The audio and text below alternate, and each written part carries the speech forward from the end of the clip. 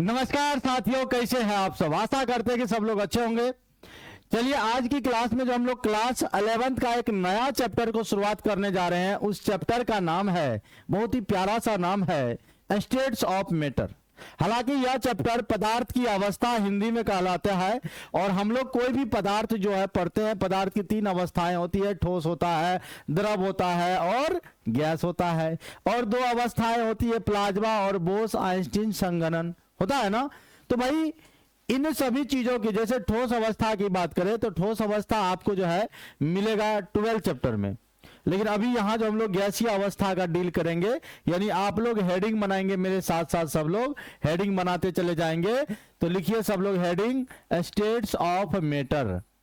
States of matter, पदार्थ की अवस्था। हिंदी में क्या बोलते हैं सर जी? पदार्थ की अवस्था। पदार्थ की अवस्था। अब सबसे पहले हम लोग यहां पर पदार्थ को जानेंगे कि पदार्थ होता क्या है। अगर कोई आपसे कहता है कि ये पदार्थ क्या होता है, तो आप क्या जवाब दोगे? आप कहोगे कि सर पदार्थ को इंग्लिश में हम लोग कहते हैं मैटर। पदार्थ माने क्या होता है भाई? मैटर। अब ये पदार्थ क्या होता है? बचपन से आप पढ़ते आ रहे हैं कि पदार्थ क्या होता है? वैसी वस्तु जो स्थान छेके, जिसमें भार हो, जो रुकावट डालता है, जिनको हम लोग अनुभव करते हैं, उसी को क्या कहते हैं? पदार्थ कहते हैं ना। तो बोलिए क्या लिखेंगे परिभाषा में? क्या लिखेंगे? वैसी वस्तु जो स्थान छेके, जो क्या छेके भैया? स्थान छेके, कोमा, जिसमें भार हो। जिसमें कौन सी हो भाई? जिसमें भार हो। उसके बाद जो रुकावट डाले, जो क्या डाले भैया? रुकावट डाले। तथा जिन्हें हम अनुभव कर सके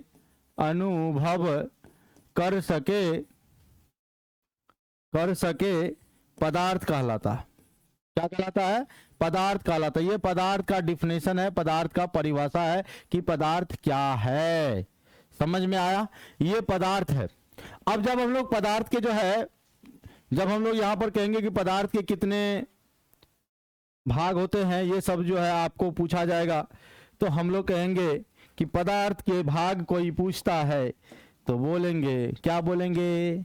कि पदार्थ, ध्यान दो, जैसे में लिख देते हैं पहले, ईंट लीजिए, हाँ, किताब लीजिए, कलम लीजिए, है ना, पानी लीजिए, हाइड्रोजन गैस लीजिए। ये सब क्या है सर जी? ईटीसी लगा दीजिए। ये सब आपके क्या हो गए? पदार्थ के उदाहरण हो गए। क्या हो गए? पदार्थ के उदाहरण हो गए, यानी एग्जाम्पल ऑफ मैटर। पदार्थ के बारे में आप लोग सब लोग जान गए, कोई दिक्कत नहीं है पदार्थ के बारे में। अब हम लोग आगे बढ़ते हैं कि पदार्थ की अवस्था देखते हैं। क्या देखते हैं? पदार्थ की अवस्था। पदार्थ की अवस्था, जिसको इंग्लिश में कहते हैं स्टेट्स ऑफ मैटर। क्या बोलते हैं? बोलो भैया, हेडिंग बना लीजिएगा, स्टेट्स ऑफ मैटर, पदार्थ की अवस्था। यही चैप्टर का नाम है। और पदार्थ जो है, इसकी 5 अवस्था होती है। अगर कुल अवस्था की बात करें, टोटल स्टेट की बात करें, तो कुल अवस्था कितना होता है? 5 होता है। जिसमें पहला हमारा होता है ठोस अवस्था। ठोस अवस्था। दूसरा क्या होता है? द्रव अवस्था। द्रव अवस्था। और तीसरा होता है गैसीय अवस्था। क्या बोलोगे? गैसीय अवस्था। गैसीय अवस्था। और चौथी अवस्था बोलेंगे प्लाज्मा। और 5वां होता है बोस आइंस्टीन संघनन। अब यहां पर जो बात करें हम लोग, ये जो ठोस अवस्था है, ये 12th क्लास में है। आपको ये 12th क्लास में पढ़ना है। ये आपको लिक्विड स्टेट यानी द्रव अवस्था जो है, ये आपको फिजिक्स में पढ़ना है। फिजिक्स में पढ़ना है। और यहाँ पर हम लोग गैसेस स्टेट, ये क्लास 11th की केमिस्ट्री में पढ़ेंगे। और ये प्लाज्मा और बोस आइंस्टीन संघनन जो है, ये क्या है? पदार्थ की चौथी और 5वीं अवस्था क्या होता है? अस्थायी होता है, अनस्टेबल होता है। इसमें कोई तरह का जो है कहा जाए कि ये अस्थाई नहीं होता, इसलिए हम लोग पदार्थ की तीन ही अवस्था पढ़ते हैं। कौन कौन? ठोस पढ़ते हैं, द्रव पढ़ते हैं और गैसीय अवस्था पढ़ते हैं। यानी पदार्थ की कुल जो है अवस्था भाई कितने हैं? तो पदार्थ की कुल अवस्था कितने हैं? तो बोलेंगे कितना? 5 अवस्था। लेकिन अस्थाई अवस्था कितना होता है? 3। यही 3 गो है आपका अस्थाई होता है, 3 तक। तो अस्थाई अवस्था हो गया और ये दोनों क्या हो गया? अस्थाई अवस्था हो गया। अब यहां से हम लोग एक एक करके अस्थाई अवस्था, अब यहां से हम लोग एक एक करके ठोस क्या है, द्रव क्या है, गैस क्या है, प्लाज्मा क्या है, बोस आइंस्टीन संघनन क्या है, इनके बारे में चर्चा करते हैं, है ना। आपको उतारना है, उतार लीजिए जल्दी से, यहां तक लिख लिए। अब आइए ठोस। कोई आपसे पूछेगा ठोस क्या है? ठोस इंग्लिश में बोलते हैं सॉलिड। सॉलिड उसको कहते हैं, याद रखिएगा, जिसका आकार, ध्यान दीजिएगा, आकार भी और आयतन भी दोनों निश्चित होता। तो जिसका आकार और आयतन दोनों निश्चित होता है उसी को हम लोग क्या बोलते हैं? ठोस बोलते हैं। और वैसे भी आकार और आयतन निश्चित होने का कारण क्या है?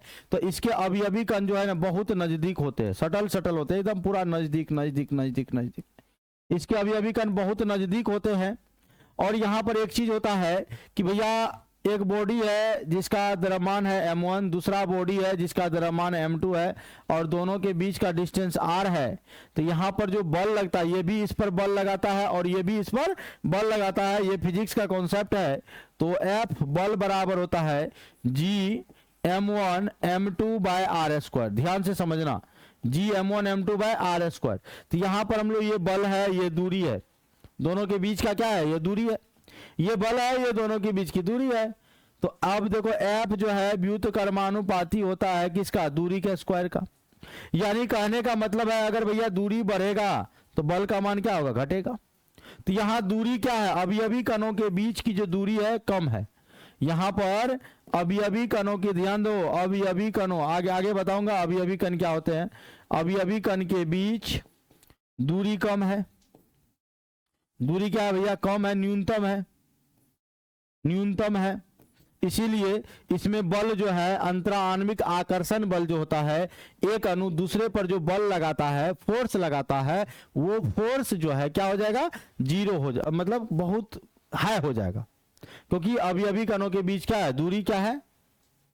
क्या है बोलो? कम है। अब दूसरा, अगर कोई आपसे पूछेगा द्रव क्या है, द्रव के बारे में, यानी लिक्विड के बारे में, द्रव के बारे में आपसे कोई पूछेगा तो आप कहिएगा द्रव। जैसे पानी है, पानी आप देखे हो, पानी देखे हो ना, बताओ पानी का आकार कैसा होता है? आप कहेगा सर कोई आकार नहीं होता पानी का। लेकिन जिस बर्तन में रखोगे सर उसी के आकार का होगा। जिस बर्तन में रखोगे उसी के आकार में, अगर बोतल में रखोगे बोतल के आकार का, बाल्टी में रखोगे बाल्टी के आकार का, है ना, जग में रखोगे जग के आकार का। तो जिस लिक्विड को जिस बर्तन में रखिएगा उसी का आकार का होगा। इसीलिए इसका आकार नहीं बोल सकते, आकार बोलेंगे अनिश्चित। आकार क्या बोलेंगे दोस्त? अनिश्चित बोलेंगे। लेकिन बोलेंगे आयतन होता है, आयतन जो है ना निश्चित होता है, आयतन निश्चित होता है। 1 लीटर 2 लीटर 3 लीटर, ये आयतन वाली बात है। जैसे एग्जाम्पल ले लेंगे, एग्जाम्पल ले लेंगे, बोलो भैया, H2O लिक्विड, है ना, दूध भी ले लीजिए, तेल भी ले लीजिए, ये सब इसके उदाहरण हो गए। और द्रव के जो अवयवी कण है ठोस की तुलना में थोड़ा दूर दूर होता है, थोड़ा दूर दूर होता है, थोड़ा दूर दूर होता है। तो इसमें जो बल लगेगा, इसके अवयवी कणों के बीच जो बल लगेगा ठोस से कम बल लगेगा, क्योंकि दूरी ज्यादा है। और दूरी बढ़ेगा तो बल का मान घटेगा, दूरी बढ़ेगा बल का मान घटेगा। समझ रहे हैं? व्युत्क्रमानुपाती संबंध है। अगर तीसरा बात जो आज हम लोग चैप्टर स्टार्ट करने वाले हैं जिनके बारे में, अगर हम लोग पढ़ेंगे तीसरा, जिसका नाम है गैस, यानी गैसीय अवस्था। ध्यान दो, गैस, जैसे मैं कहा कि एक मुट्ठी एयर है, तो एयर को कोई देखा है क्या? नहीं देखा, किसी ने नहीं देखा। कोई देखा है? नहीं देखा है। तो भाई साहब याद रखिएगा कि गैस का आकार की बात करें या आयतन की बात करें, यानी शेप और वॉल्यूम जो है दोनों इंडिफिनिट होता है और निश्चित होता है। क्या होता है? और निश्चित होता है। अब ये एग्जांपल देखो भैया, जैसे hydrogen gas, LPG gas, oxygen gas, ये सब आपके जो है उदाहरण हो गए गैस के। लेकिन गैस का जो अवयवी कण होता है दूर दूर होता है, ठोस और द्रव की तुलना में दूर दूर होता है। और इसमें जो अवयवी कण, एक अवयवी कण दूसरे अवयवी कण के बीच जो बल लगाता है, अब वो बहुत कम रहता है, नेग्लेजेबल, नगण्य के बराबर होता है। ये गैस के बारे में हो गया। यानी आपने देखा ठोस द्रव गैस। अब आइए अवयवी कण से हम आपको मिलाते हैं कि आखिर ये अवयवी कण क्या होता है। तो हेडिंग सब लोग बना लीजिएगा, क्योंकि देखिए आज एक पेज में ज्यादा नहीं लिख पा रहे हैं, क्योंकि आज देखे होंगे थोड़ा सा वीडियो जो है नीचे से कुछ लगाए हैं खड़ा होने के लिए, ताकि हम आप लोगों के प्रॉपर वे में दिख सके, है ना, अच्छे से। तो चलिए हेडिंग बना लिया जाए। अवयवी कण से पहले हम आपको कुछ बताना चाहते हैं। जैसे मान लो ठोस है, ठोस को गर्म करोगे तो मिलेगा द्रव, द्रव को गर्म करोगे मिलेगा गैस। ध्यान दो, अब ठोस को गर्म किए, ये पिघला दिए, पिघल गया तो हो गया क्या? द्रव हो गया। और द्रव को गर्म कीजिएगा गैस बनेगा। गैस को गर्म कीजिए और गर्म कीजिए और गर्म कीजिए और गर्म कीजिए और गर्म कीजिए, इतना ज्यादा गर्म कीजिए, कहेगा अब इससे ज्यादा गर्म नहीं होगा, तो इसी अवस्था का नाम है प्लाज्मा। और जानते हैं प्लाज्मा जो है पदार्थ की चौथी अवस्था है। और ये जैसे सूर्य जो है हमारा, तारा जो है हमारा, आकाश गंगा जो है हमारा, ये सब जो है ना, आकाश गंगा ये सब हमारा जो है ना सर जी, ये प्लाज्मा अवस्था में है। अब बताओ, ये प्लाज्मा अवस्था जो है लगभग माना जाता है 60,000 डिग्री सेल्सियस जो है ना, अगर कोई पदार्थ को गर्म करते हैं और 60,000 डिग्री सेल्सियस पर पहुंचा देते हैं, गर्म करते रहो करते रहो करते रहो करते रहो करते रहो करते रहो, और एक ऐसा समय आता है जब 60,000 डिग्री सेल्सियस पहुंच जाता है टेम्परेचर, तब उस अवस्था को हम लोग क्या कहते हैं? पदार्थ की चौथी अवस्था। और ये कुछ सेकंड के लिए ही अवस्था बन पाता है, जिसको हम लोग कहते हैं प्लाज्मा। क्या कहते हैं? प्लाज्मा। अब आइए आगे बढ़ते, और याद रखिएगा प्लाज्मा अवस्था आयनित होती है। प्लाज्मा अवस्था क्या होती है? आयनित होती है, आयनित होती है। इसमें मुक्त इलेक्ट्रॉन पाए जाते हैं, फ्री इलेक्ट्रॉन पाए जाते हैं, आयनित अवस्था है। अब ठोस को ठंडा कीजिए, ठोस को क्या कीजिए? ठंडा कीजिए और ठंडा कीजिए और ठंडा कीजिए और ठंडा कीजिए और ठंडा कीजिए, मतलब ठंडा करते रहिए करते रहिए करते रहिए। यही सोचना कहा देगा अब हम लोग इससे ज्यादा ठंडा नहीं हो पाएंगे। उसी अवस्था को, है ना, जो भारतीय वैज्ञानिक जो है इस अवस्था को खोज किया था, बाद में इसको जो है आइंस्टीन साहब को दे दिया था, तो इसीलिए उसका नाम हो गया बोस आइंस्टीन संघनन। बोस आइंस्टीन और संघनन, ये पदार्थ की जो है पांचवी अवस्था है। ठीक है, और ये याद रखिएगा आप, बोस आइंस्टीन संघनन ये भी जो है -273 जो है डिग्री सेल्सियस पर ये जो है ना रहता है, इस अवस्था का निर्माण होता है। तो हम आपको चौथी अवस्था का भी जिक्र कर दिए, पांचवी अवस्था का जिक्र कर दिए। अब आइए अवयवी कणों के बारे में जानते हैं। किसके बारे में? अवयवी कणों के बारे में। चलिए सब लोग हेडिंग बनाइए। देखिए कहते हैं ना, मेहनत इतनी खामोशी से करो कि सफलता शोर मचा दे। तो मेहनत आपको खामोशी से करना है आपको सफल होने के लिए। और जेब में गांधी हो या ना हो, दिल में आंधी जरूर होनी चाहिए सफल होने के लिए। ये बात को आप एकदम ध्यान से याद रखिएगा। अगर हम अवयवी कण की बात करें, तो अवयवी कण आपके देखिए क्या क्या हो सकते हैं। अवयवी कण आपका परमाणु हो सकता है। अभी बेसिक चल रहा है, इंट्रोडक्शन है ना, ये क्लास का पहला लेक्चर है ना, तो पहला लेक्चर में समझो बेसिक चल रहा है, पूरा इंट्रोडक्शन चल रहा है, समझ लेना। अब अगर हम इसमें बात करें तो परमाणु होता है, परमाणु को इंग्लिश में हम लोग बोलते हैं एटम, दूसरा बोलते हैं आयंस, और मोलिक्यूल जिसको हम लोग अणु बोलते हैं, आयंस और ये मोलिक्यूल। याद रखिएगा अवयवी कण यानी कंस्टिट्यूएंट पार्टिकल जो होते हैं एटम, आयन और मोलिक्यूल होते हैं, परमाणु, अणु और आयन होते हैं। अब ये जो परमाणु होता है, परमाणु किसको कहते हैं? तो परमाणु कहते हैं जो अकेला हो, सिंगल हो। जैसे आप हाइड्रोजन देख रहे हो, ये अकेला है तो परमाणु है।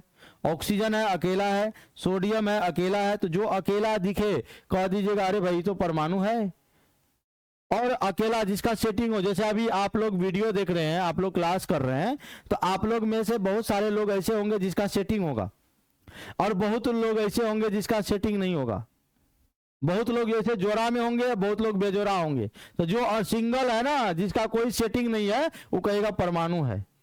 अब आप कमेंट करके बताना कि आप लोग परमाणु है कि अणु है। आप लोग परमाणु है कि अणु है, आप लोग जरूर कमेंट करके बताइएगा। तो भैया एटम का मतलब हुआ सिंगल, अकेला हो, और अणु का मतलब द्विकेला हो। समझ रहे हो? दो या दो से अधिक परमाणु से मिलकर बनता है। H2SO4 हो गया, C6H6 हो गया, ये सब आपके अणु हो गए। और जब आयन की बात करते हैं तो आयन आपका दो टाइप का होता है, एक प्लस चार्ज वाला होता है, एक माइनस चार्ज वाला। प्लस चार्ज वाले को धनायन बोलते हैं हिंदी में, धनायन, और इसको बोलते हैं ऋणायन, कैटायन और एनायन। जैसे सोडियम पर देखो भाई प्लस चार्ज है, के पर प्लस चार्ज है, तो जिस पर भी प्लस चार्ज रहेगा उसको आप धनायन बोलेंगे, और जिस पर माइनस चार्ज रहेगा उसको क्या बोलेंगे? ऋणायन बोलेंगे। समझ में आ रही बात? तो अवयवी कण जो है परमाणु हो सकता है, अणु हो सकता है और आयंस हो सकता है। परमाणु, अणु और क्या हो सकता है? आयंस हो सकता है। ये पदार्थ के अवयवी कण है। अब भाई साहब क्या है कि अवयवी कणों के बीच, चाहे ठोस हो, द्रव हो, गैस हो, अभी गैसीय अवस्था में नहीं आए हैं, बोल रहे हैं बार बार, गैसीय अवस्था में अभी नहीं आए हैं। देखिए आप, तो भाई ये जो अवयवी कण है, अवयवी कणों के बीच अभी हम तुलना करेंगे ठोस में, द्रव में और गैस में, कि अवयवी कणों के बीच की दूरी। देखो अब यहां लिख रहे हैं ठोस, सॉलिड, और यहां लिख रहा हूं मैं द्रव यानी लिक्विड, और यहां मैं लिख रहा हूं गैस। तो सॉलिड, लिक्विड, गैस हो गया ना। तो ठोस के अवयवी कण अभी जस्ट बताएं बहुत नजदीक होते हैं। ठोस के अवयवी कण क्या होते हैं? बहुत नजदीक होते हैं, एकदम very close to each other, एक दूसरे के बहुत क्लोज, एकदम सटल सटल एकदम है। समझ रहे हैं? सटल सटल समझ रहे हैं? उसके बाद द्रव, द्रव के अवयवी कण थोड़ा दूर दूर होता है। आपको फिगर देखने से भी लग रहा है, दोनों फिगर को आप देखिए, इसके अवयवी कण बहुत नजदीक लग रहे होंगे, इसके अवयवी कण बहुत दूर लग रहे होंगे, और गैस का अवयवी कण तो थोड़ा दूर दूर है। ये चीज। अब यहां देखिए ठोस, द्रव, गैस के अवयवी कणों के बीच की दूरी। तो यहां पर अगर हम दूरी की बात करें सर, दूरी, तो दूरी यहां पर बहुत कम है, बहुत कम है। दूरी क्या है? बहुत कम है। यहां दूरी क्या है? कम है, और यहां दूरी दूर है, अवयवी कण दूर है। तो अभी हम जस्ट एक बल का मान बताए थे, F बराबर बताए थे Gm1m2/r² बताए थे ना। तो बताए थे बल, ये जो बल है और ये जो दूरी है, दोनों के बीच उल्टा रिलेशन है। दूरी बढ़ेगा तो बल का मान घटेगा। बोलो तो मेरे साथ, दूरी बढ़ेगा बल का मान घटेगा। अरे भैया नहीं समझ रहा तो उदाहरण बताता हूं। जैसे अभी आप पूर्णिया में हो या गांव छोड़ के आप शहर की ओर आए हो पढ़ने के लिए, और गांव छोड़ के शहर की ओर पढ़ने आया, आपका सेटिंग किसी का गांव में है, किसी का सेटिंग जहां पढ़ने गए वहां सेटिंग कर ली हो, तो आप जैसे मान लो पूर्णिया के शहर की उदाहरण लेते, पूर्णिया में आप पढ़ते हो, तो पूर्णिया वाला जो है, पूर्णिया में सेटिंग है तो इसका जो है नजदीक है, दूरी कम है, तो बल ज्यादा है, एकदम अपने आप को टेढ़ में रहेगा। आइए गर्लफ्रेंड, आइए बॉयफ्रेंड करती है, करता है।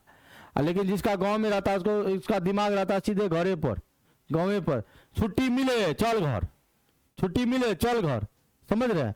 तो अवयवी कण के बीच दूरी बताता है बल का। तो यहां पर बल लगेगा प्रबल, ठोस में प्रबल होगा, इसमें कम लगेगा, इसमें भी कम लगेगा, इसमें दुर्बल बल लगता है। इसीलिए अगर कोई आपसे पूछेगा अंतरा आणविक आकर्षण बल का, कोई अगर आपसे कोई क्रम पूछेगा, आकर्षण बल का क्रम अगर कोई आपसे पूछ ले, तो कह देना ठोस में सबसे ज्यादा बल लगता है, क्योंकि ठोस के बीच अवयवी कणों के बीच दूरी क्या होती है, कम होती है। और द्रव में उसके बाद सबसे कम किस में, गैस में। तो क्योंकि गैस के अवयवी कण जो है ना बहुत जो है दूर दूर होता है, समझ रहे हैं, इसीलिए इसमें बल का मान क्या होता है, सबसे न्यूनतम होता है। और साथियों जानिए हम लोग पढ़ेंगे भी गैसीय अवस्था के बारे में, गैस के बारे में। किसके बारे में, गैस के बारे में। कोई दिक्कत है? अब यहां देखिएगा दो तरह का बल होता है, बोले दो तरह का बल। अणु जो होता है मोलिक्यूल, यानी अणु जो होता है, अणु में दो तरह का बल लगता है। एक बल का नाम है पारस्परिक आकर्षण बल,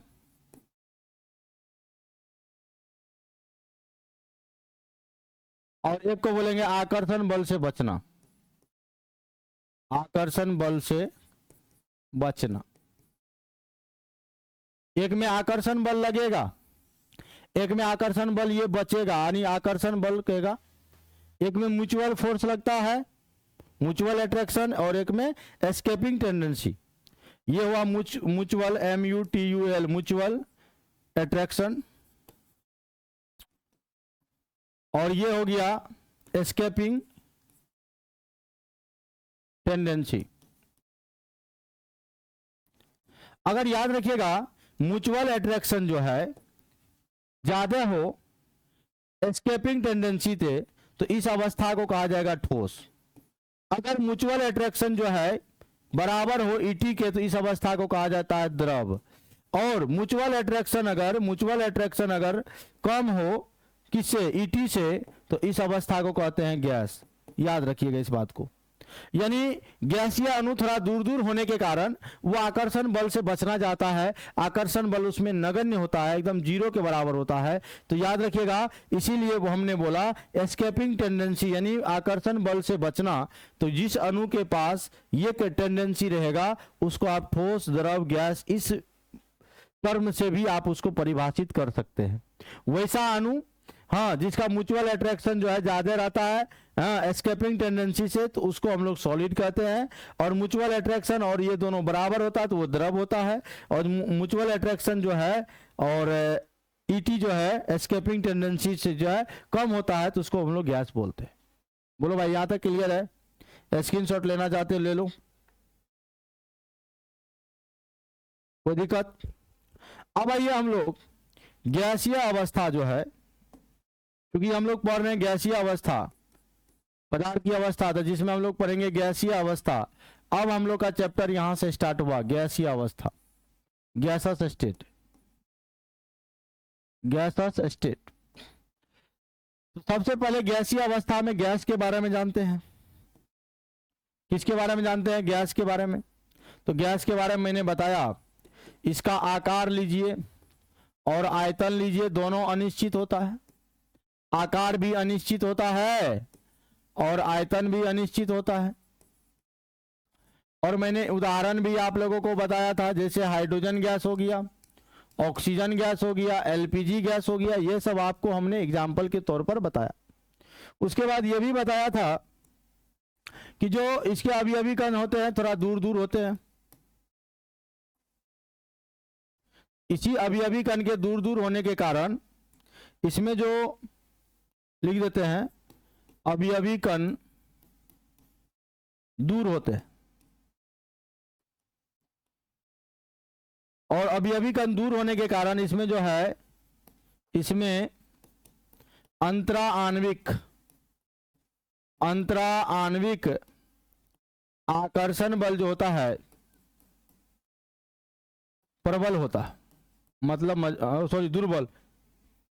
दूरी ज्यादा है ना, दूरी ज्यादा है तो बल का मान क्या होगा? कम होगा, कम होता है या दुर्बल होता है।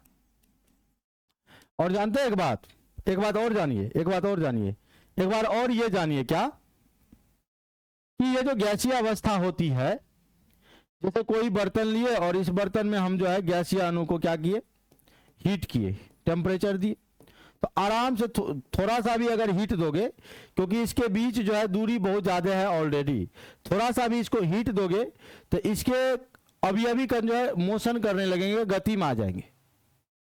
इसीलिए याद रखिएगा, तो जैसे टेम्परेचर बढ़ाओगे, जितना ज़्यादा टेम्परेचर बढ़ाओगे, जितना ज़्यादा टेम्परेचर बढ़ाओगे, समझ रहे हैं, जितना ज़्यादा टेम्परेचर बढ़ाओगे, क्योंकि देखो भैया हम यहाँ पर एक उदाहरण लेते हैं ठोस का, तो ठोस का अभी कण बहुत नज़दीक है, तो यहाँ पर भैया टेम्परेचर बढ़ाओगे, बहुत ज़्यादा बढ़ाओगे, बहुत ज़्यादा बढ़ाओगे, तो इसके बीच जो है धीरे धीरे बंधन टूटना शुरू करेगा। इसके कंपेरिजन में द्रव में जो है कम टेम्परेचर, अब इसमें भैया टेम्परेचर बढ़ाते जाओ, बढ़ाते जाओ, बढ़ाते जाओ, बढ़ाते जाओ, बढ़ाते जाओ, और याद रखना टेम्परेचर बढ़ने से दाब का मान घटता है। तो भैया याद रखिएगा, तो लो प्रेशर और हाई टेम्परेचर पर जो है गैसीय अवस्था होती है, याद रखना। यानी कोई पूछेगा गैसीय अवस्था कब स्थापित होती है, तो कहना दाब होना चाहिए निम्न दाब और ताप होना चाहिए उच्च ताप, यानी हाई टेम्परेचर होना चाहिए। तो जैसे जैसे टेम्परेचर बढ़ाओगे मोलिक्यूल्स अब जो है फ्री होगा मूव करने के लिए, ना उसके बीच बंधन और ज़्यादा टूटेगा और ज़्यादा एस्केपिंग करेगा, तो वो गैसीय अवस्था में क्या हो जाएगा, परिणत हो जाएगा, परिवर्तित हो जाएगा। बोलो यहाँ तक कोई दिक्कत है? दिक्कत है? नहीं है ना? Low pressure high temperature. अब हम लोग यहां से पढ़ेंगे गैसीय अवस्था के मेजरेबल प्रॉपर्टी, गैसीय अवस्था के मापक गुण, measurable property of gases state, measurable properties of gases state. तो इसमें क्या क्या पढ़ना है ध्यान दीजिएगा। इसमें हम लोग पढ़ेंगे द्रव्यमान के बारे में, आयतन के बारे में, घनत्व के बारे में, दाब के बारे में और ताप के बारे में। इन सभी को पढ़ने के बाद, यानी इंग्लिश में इसको बोलते हैं मास, इसको बोलते हैं वॉल्यूम, वॉल्यूम माने आयतन, डेंसिटी, डेंसिटी मतलब होता है घनत्व, प्रेशर मतलब होता है दाब, और टेम्परेचर मतलब होता है ताप। यानी इन सभी चीजों को पढ़ने के बाद तब आएगा बॉयल का नियम, चार्ल्स का नियम, एवोगाड्रो का नियम, आदर्श गैस समीकरण, है ना, उसके बाद ग्राहम का नियम, उसके बाद डाल्टन का आंशिक दाब नियम। उसके बाद ये चैप्टर हम लोग क्या करेंगे, खत्म करेंगे। और गैसीय अवस्था में और जो है आपका लगभग 3 लेक्चर और बनेगा, याद रखना। और एक दूसरा लेक्चर में हम आपको इस चीज को पढ़ा देंगे, और तीसरा लेक्चर में गैसीय अवस्था का सारा जो है प्रॉपर्टी धीरे धीरे लेकर आएंगे। तो आशा करते हैं कि यहाँ तक आपको समझ में आ गया होगा। इनका पीडीएफ जो है बोर्ड नोट्स पीडीएफ आपको मिल जाएगा, यहीं पर एप्लीकेशन पर भी मिल जाएगा, और आपको टेलीग्राम ग्रुप है केमिस्ट्री पॉइंट पूर्णिया का, वहां पर भी आपको मिल जाएगा। तो आप लोग कंप्लीट वे में तैयारी करिए, ठीक है। तो आज के लिए इतना ही। जय हिंद, बाय बाय।